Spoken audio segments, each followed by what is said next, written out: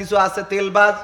অবশ্যই এখনকার প্রধানমন্ত্রী এই তেলবাজি পছন্দ করেন না। গতকালকে কে বলেছিল মহামান্য, বলেছে আমার নামের আগে মহামান্য বলবেন না।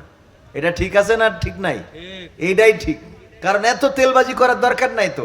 আর একজন তেল দিতে লেগেছে, স্পিকার বলল যে আপনি প্রশ্ন করেন, করতে দিয়েছে প্রশ্ন, হাতে কয় যে এই এই এই এই এত কথা বলা দরকার। এই ইতিহাস বাংলাদেশের লোক জানে, কথা কয় না। কে কি ছিল, কে কি করেছে না করেছে জানে। আলহামদুলিল্লাহ, দেশের জন্য কাজ করতে হবে। বিদ্যুৎ, পানি, দেশের জনগণের অধিকার, সার, এই ধান সেচ পাচ্ছে না, মেশিন মাথায় করে নিয়ে তেল পাম্পে ঘুরে বেড়াচ্ছে। এই ক্রাইসিস দূর করার দরকার আছে না নাই? এটা আমাদের সবার সমস্যা, এটা আমার সমস্যা, আপনার সমস্যা। শুধু সমস্যা সমস্যা সমস্যা বলে গেলাম, সমাধান হবে না। সমাধান কি? সমাধান হলো, আমরা শুনছি যে সিন্ডিকেট করে এই ক্রাইসিস তৈরি করা হয়েছে। এই সিন্ডিকেটের মালিক কারা, তাদেরকে ধরে নিয়ে যদি দৃষ্টান্তমূলক শাস্তি দেওয়া হয়, তাহলে এই সিন্ডিকেট নির্মূল হবে, বাংলাদেশের জনগণ তাদের অধিকার ফিরে পাবে। বলেন ঠিক কিনা? কারণ পদ্মা, মেঘনা, যমুনা বিভিন্ন নামে তারা বিদেশ থেকে তেল আমদানি করে এবং তারাই শুধুমাত্র এই দেশে তেল বন্টন করে। তেলের দাম তারাই নির্ধারণ করে, যেটা সাবেক সরকার শেখ হাসিনা বেগম জিয়ার করে যাওয়া যে একটা আলোচনার মধ্য দিয়ে দাম বাড়ানো কমানো হবে করে গিয়েছিলেন, সেটা বাতিল করেছিল সাবেক প্রধানমন্ত্রী। সেই আইনটা বাতিল করে সরকারের কিছু দায়িত্ব নিয়েছিল, সরকার কিছু দায়িত্ব নিয়েছিল, এইটা আবার বাতিল করে ফেলেছে। এটা বাতিল না করে এই দায়িত্বটা তো সরকার নিয়ে, সরকার নিয়ন্ত্রণ করা যায় দাম, ঠিক না বে ঠিক? কিন্তু এটা ওই সিন্ডিকেটের হাতে ছেড়ে দেওয়া আছে। ওরা সিদ্ধান্ত নিয়ে ওরা চিন্তা করবে তেলের দাম বাড়বে না কমবে। ওরা চাইলে তেল দিবে, না চাইলে দিবে না। ও আমার ভাইরা, এই জন্য এই সমস্যা থেকে যদি মুক্তি পেতে হয়, তাহলে কোরআনের আইনের বিকল্প নাই। কারণ চোর যারা, তাদের হাত কাটতে হবে। এই অপরাধ যারা করছে, তাদের হাত কাটতে হবে। যদি এই অপরাধীদের হাত কাটা হয়, তাহলে বাংলাদেশে আর ওই তেলগুলো, গতকালকে আমরা দেখেছি আমাদের খনিজ জ্বালানি প্রতিমন্ত্রী তিনি পত্রিকার কাটিং গুলো পড়েছেন, যে অমুক জায়গায় অমুকের বাড়িতে তেল, অমুকের গাড়িতে তেল, অমুকের পানির ট্যাঙ্কিতে তেল, অমুকের মাটির নিচেই তেল, এইভাবে প্রতিটা জেলায় চুরি করে করে রেখে দিয়েছে। এইগুলো যখন ধরা হবে আর ঘেসাং ঘেসাং করে হাত কাটা হবে, তখন ওই তেল বাড়ি থাকা তো দূরের কথা, মোটর সাইকেলে যদি তেল একটু বেশি হয়, কবে আমার এত 2 লিটার ঢেলে নাও, কথা কয় না। এগুলো বোঝার দরকার আছে না নাই?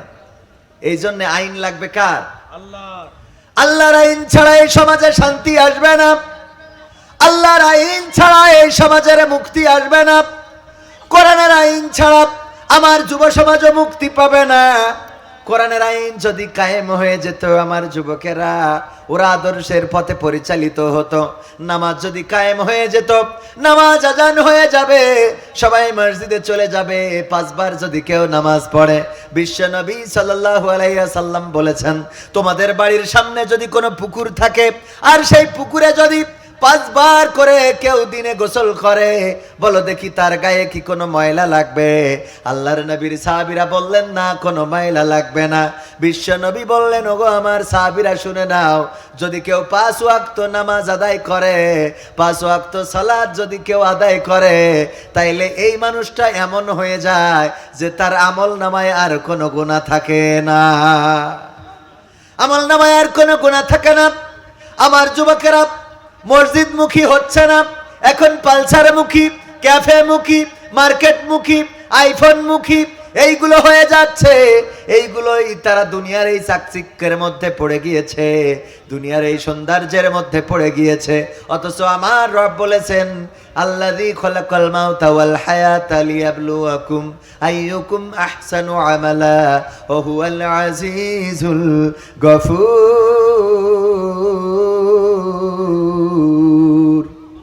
আমার আল্লাহ বললেন, আমি সৃষ্টি করলাম মৃত্যু এবং সৃষ্টি করলাম জীবন, মাঝখানে তোমাদের হায়াত দিলাম, আমলের প্রতিযোগিতা করো। জামাতে কয় ওয়াক্ত নামাজ হলো, কোরআন কয়দিন পড়া হলো, এই মাসের মধ্যে কি কোরআন একদিনও পড়া হয়েছে নাকি হয় নাই?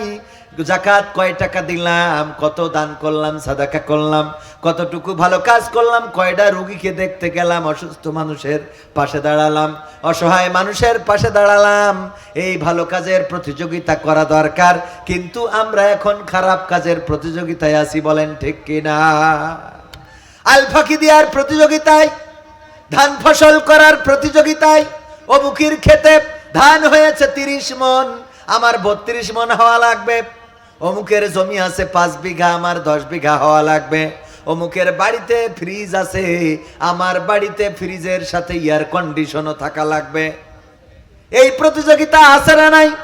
কেউ 1 তলা করেছে, তার বাড়ির দরকার নাই, তাও 2 তলা করা লাগবে। কেউ 2 তলা করেছে, তার 3 তলা করা লাগবে। এই প্রতিযোগিতাগুলো আমরা করে যাচ্ছি ভাইয়েরা আমার। এই প্রতিযোগিতা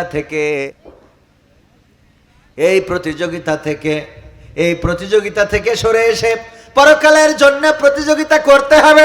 যেই প্রতিযোগিতা করেছেন ওমর রাদিয়াল্লাহু তাআলা আনহু, আবু বকর রাদিয়াল্লাহু তাআলা আনহু, কে কত ভালো কাজ করতে পারে এই প্রতিযোগিতা হইতো।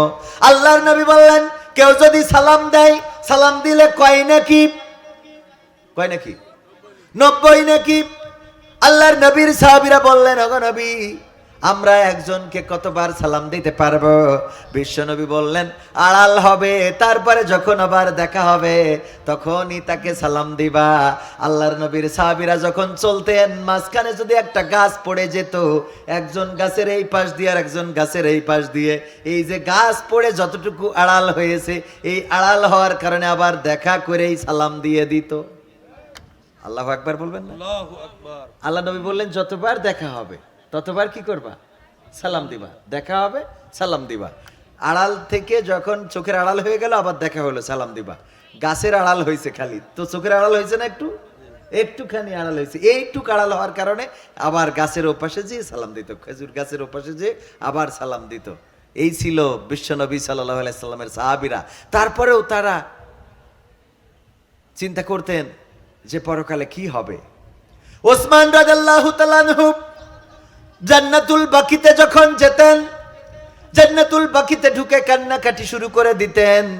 কবরের কাছে দাঁড়াতেন আর চোখের অশ্রু ফেলতেন, দাড়ি ভিজে টপ টপ করে পড়তো।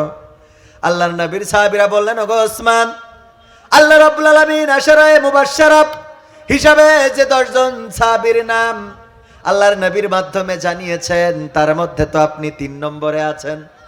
আপনি কেন কান্নাকাটি করেন কবরের কাছে এসে? আপনার কেন এখনো দুশ্চিন্তা হয়? আল্লাহর নবী সাল্লাল্লাহু আলাইহি সাল্লামের সাহাবী ওসমান রাদিয়াল্লাহু তাআলা আনহু বললেন, যখন কবরের কাছে আসি তখন মনে পড়ে যায় আমার নবী বলেছেন, এই কবর হলো প্রথম গেট। প্রথম গেটে যদি কেউ আটকে যায়, তাইলে সব জায়গায় সে আটকে যাবে। আর প্রথম গেটে যদি কেউ পার পেয়ে যায়, তাইলে সব জায়গায় সে পার পেয়ে যাবে।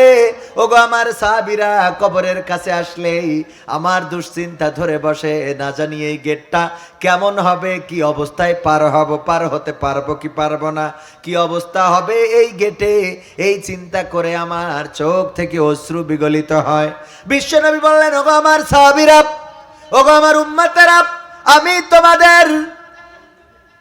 তোমরা যেন শিরক না করো, তোমরা যেন বিদআতে আসক্ত না হয়ে যাও, এই জন্য কবরের কাছে দাঁড়াতে নিষেধ করতাম, কবর জিয়ারতে নিষেধ করতাম।